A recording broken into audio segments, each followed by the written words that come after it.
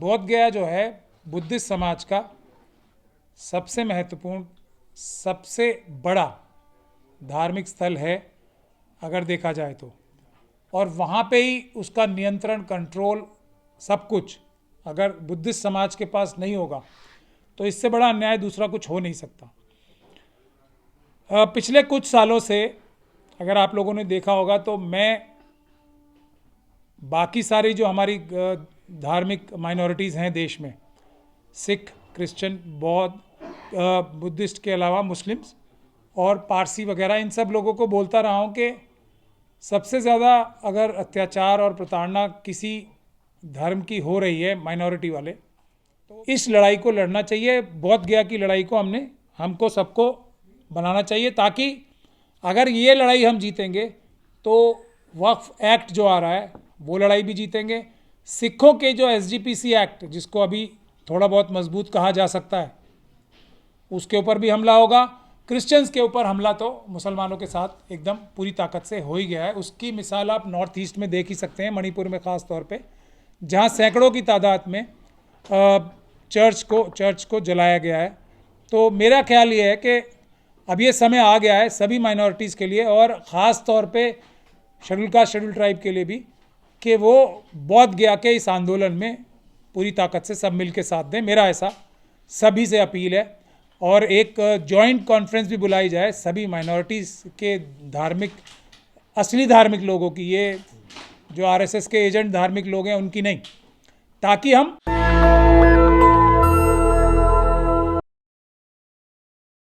1890 और 91 तक तो पूरी तरह से कब्ज़ा था, लेकिन उसके बाद जब भारत आज़ाद हो गया तो 1949 में कानून बना, बोध गया टेम्पल एक्ट। उसमें आधा प्रतिनिधित्व हिंदुओं को दिया गया, यानी कि सनातन धर्म वालों को, और आधा बुद्धिस्ट कम्युनिटी के लोगों को दिया गया। और उसमें चेयरमैन जो बनाया गया वहाँ पे, वो डिस्ट्रिक्ट मजिस्ट्रेट को बनाया गया। मेरे ख्याल से भारत के संविधान का इतना बड़ा उल्लंघन देश में किसी दूसरी जगह नहीं हो रहा, धार्मिक स्थलों को देखा जाए तो।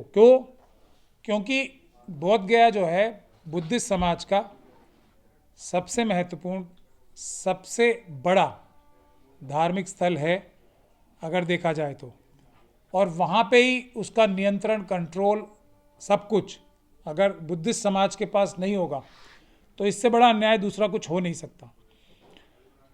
पिछले कुछ सालों से अगर आप लोगों ने देखा होगा तो मैं बाकी सारी जो हमारी धार्मिक माइनॉरिटीज़ हैं देश में, सिख, क्रिश्चियन, बौद्ध, बुद्धिस्ट के अलावा मुस्लिम्स और पारसी वगैरह, इन सब लोगों को बोलता रहा हूँ कि सबसे ज़्यादा अगर अत्याचार और प्रताड़ना किसी धर्म की हो रही है माइनॉरिटी वाले, तो वो बुद्धिस्ट समाज की हो रही है। और हम सब लोगों को मिलकर उनके साथ खड़े होना चाहिए। ऐसा हुआ नहीं, और उसका अंजाम ये है कि जो प्रावधान बुद्धिस्ट समाज के लिए मौजूद है बोध गया में, उसी तरह का प्रावधान वक्फ एक्ट में भी आ गया है कि वक्फ बोर्ड के अंदर भी सरकार ने ये तय किया है अब कि जो मुस्लिम नहीं होंगे वो वक्फ बोर्ड के अंदर भी मेंबर रखे जाएंगे। और इसका अंजाम वही होगा जो बुद्धिस्ट समाज बहुत सालों से झेल रहा है। मुझे लगता है अब समय आ गया है कि सारी माइनॉरिटीज़ को, मुस्लिम, सिख, क्रिश्चियन, बौद्ध को मिलकर शेड्यूल कास्ट और शेड्यूल ट्राइब के हमारे भाई बहनों के साथ इस लड़ाई को लड़ना चाहिए। बोध गया की लड़ाई को हमको सबको बनाना चाहिए, ताकि अगर ये लड़ाई हम जीतेंगे तो वक्फ एक्ट जो आ रहा है वो लड़ाई भी जीतेंगे। सिखों के जो SGPC एक्ट, जिसको अभी थोड़ा बहुत मजबूत कहा जा सकता है, उसके ऊपर भी हमला होगा। क्रिश्चियंस के ऊपर हमला तो मुसलमानों के साथ एकदम पूरी ताकत से हो ही गया है। उसकी मिसाल आप नॉर्थ ईस्ट में देख ही सकते हैं, मणिपुर में ख़ास तौर पे, जहाँ सैकड़ों की तादाद में चर्च को जलाया गया है। तो मेरा ख्याल ये है कि अब ये समय आ गया है सभी माइनॉरिटीज़ के लिए, और ख़ास तौर पे शेड्यूल कास्ट, शेड्यूल ट्राइब के लिए भी, कि वो बोध गया के इस आंदोलन में पूरी ताकत से सब मिल के साथ दें। मेरा ऐसा सभी से अपील है। और एक जॉइंट कॉन्फ्रेंस भी बुलाई जाए सभी माइनॉरिटीज़ के धार्मिक, असली धार्मिक लोगों की, ये जो आरएसएस के एजेंट धार्मिक लोग हैं उनकी नहीं, ताकि हम सारी लड़ाइयाँ, तो बुद्धिस्ट समाज के लिए भी, क्रिश्चियन समाज के लिए भी, मुस्लिम समाज के लिए भी और सिख समाज के लिए भी एक साथ मिलकर लड़ सकें, और हमारे साथ एससी एसटी और ओबीसी के भी लोग रहें। सर इसमें जो बुद्धिस्ट समाज है वो उसको चाहता क्या है कि बोध गया में ये क्या क्या डिमांड क्या है उनकी? नहीं, डिमांड जो भारत के संविधान में लिखी हुई है वही है कि कोई भी धार्मिक जो एक्टिविटी है, धर्म का पालन किस तरीके से करना है, अपने धार्मिक क्रियाकलाप किस तरीके से उसका निर्वहन करना है या उसको फॉलो करना है, वो धर्म के लोग ही तय करेंगे। जामा मस्जिद में अगर,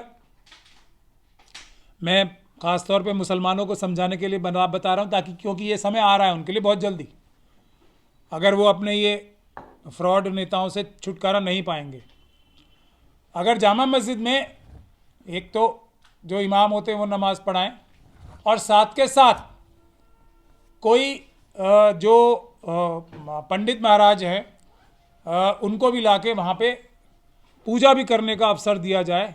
ये हो रहा है वहाँ जो सबसे बड़ा अत्याचार है, इसीलिए मैं बोल रहा हूँ आप लोगों को कि ये इससे बड़ा अत्याचार देश में कहीं नहीं हो रहा है। और बुद्धिस्ट समाज हम सब धर्मों से, सभी धर्मों से, चाहे जो ये वर्जन इस्लाम का है जो प्रॉफिट मोहम्मद के बाद से आया, या क्रिश्चियनिटी का भी जो वर्जन है जो ये अभी आया, ये सब के सब बुद्धिज़्म से बाद के धर्म हैं। और जैन समाज को भी अभी थोड़े दिन और लगेंगे, ये सब दंश उन्हें भी झेलना पड़ेगा। बोध गया में धार्मिक मामला है या फिर तिजोरी पे कब्जा किसी और का है? नहीं, धर्म देखिए, अब ये अच्छी या बुरी बात तो अलग बात है। सभी धर्मों की तिजोरियों पे उसी धर्म के लोगों का अधिकार होना चाहिए ना। अब उसका यूज़ और मिसयूज़, अगर कोई, जैसे हमारे यहाँ हम उलमाए सू क्यों बोल रहे हैं इन लोगों, क्योंकि ये हमारे धार्मिक संस्थानों का पैसा चुरा रहे हैं, तो वो हमारा निजी मसला है, लेकिन किसी और की दखलंदाजी नहीं होनी चाहिए ना। ये हो रहा है जो सबसे बड़ी बात है। पैसे की लड़ाई तो हम आपस में अपने आप इनको सुधार लेंगे। जो बुद्धिस्ट समाज के लोग हैं वो अपने भंते जो हैं, उनके जो धार्मिक गुरु हैं, उनको अपने आप सुधार लेंगे। लेकिन ये नहीं होगा ना कि किसी मंदिर के पुजारी वहाँ जाके उनको उनकी पूजा के साथ अपनी भी पूजा करें। ये सबसे गलत बात है जो अत्याचार बुद्धिस्ट समाज के साथ हो रहा है। कई जगह पे जैनी समाज के साथ भी ये हो रहा है। लेकिन अभी क्योंकि मैंने आपको बताया सबसे ज़्यादा प्रताड़ित समाज जो है, मजहबी जो माइनॉरिटीज़ हैं, धार्मिक अल्पसंख्यक जो हैं, वो बुद्धिस्ट समाज के लोग हैं। और 80,000 से ज़्यादा बुद्ध विहार, अभी मैं कल झांसी में था, वहाँ पे एक बड़ा नौवां पूरे देश का एक बुद्धिस्ट समाज का सम्मेलन था।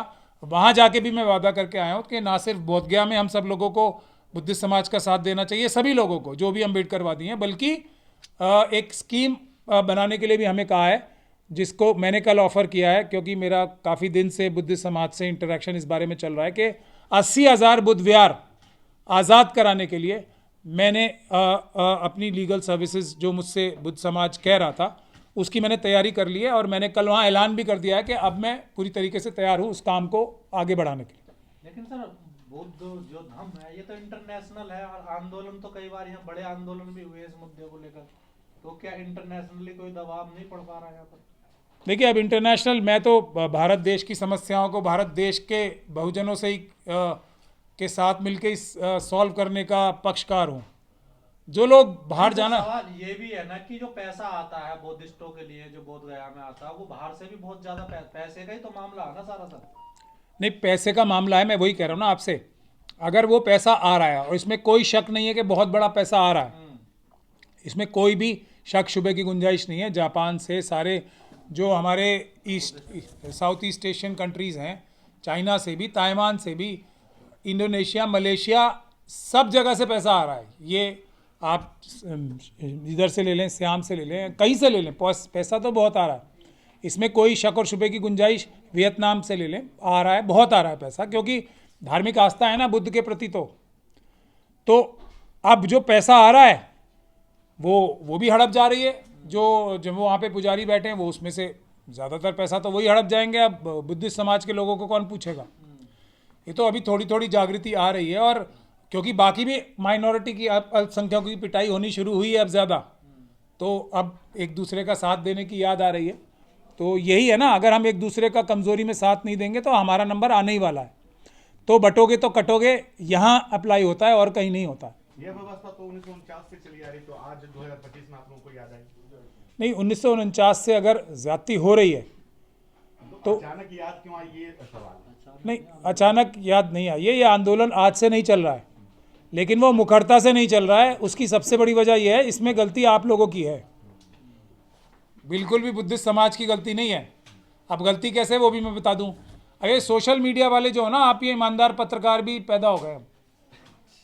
ये है आप लोगों की गलती है ये, वरना ये खबर कभी दिखाई। अभी आपको टेलीविजन पे नज़र आ रही है वहाँ कितना बड़ा आंदोलन चल रहा है बोधगया में। आपको किसी भी क्रिमिनल टेलीविजन पे या बड़े जो क्रिमिनल अखबार हैं उसमें नज़र आ रही है।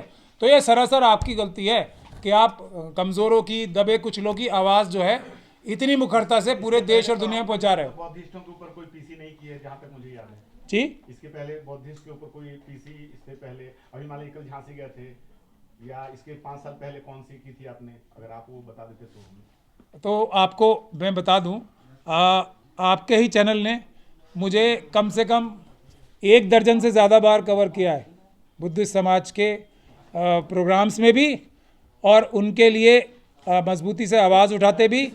और इस मुद्दे से रिलेटेड तो नहीं खैर, लेकिन जो 80,000 बुद्ध विहार हैं उनको आज़ाद कराने के लिए एक पहला बुद्ध विहार हमने चिन्हित भी कर लिया है। उसके बारे में भी हम प्रेस में बता चुके हैं, लेकिन कुछ वजह से वो बात सिरे नहीं चढ़ पाई अभी।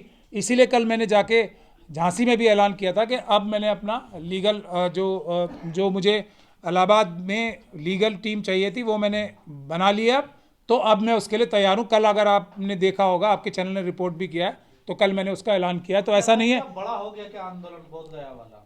अभी भी बड़ा नहीं हुआ है। ये आप लोग आप कर रहे हो, आप लोगों की शरारत की वजह से ये आवाज़ जो दबी कुचली हमेशा से रखी गई है, जो सबसे महत्वपूर्ण आवाज़ है किसी भी माइनॉरिटी की, वो अब बाहर आ रही है। तो मैं इसका आपको क्रेडिट भी देता हूँ और आप लोगों को सलाम भी करता हूँ कि ये आप लोगों की वजह से इतना बड़ा मुद्दा, ये जो हमेशा दबाया जाता था, अब पूरी दुनिया उसे देखेगी और ये आंदोलन अब जीत की तरफ बढ़ेगा, ऐसा मुझे उम्मीद है। तो क्या इस साजिश में कुछ बौद्ध भिक्षु भी शामिल हैं क्या सर?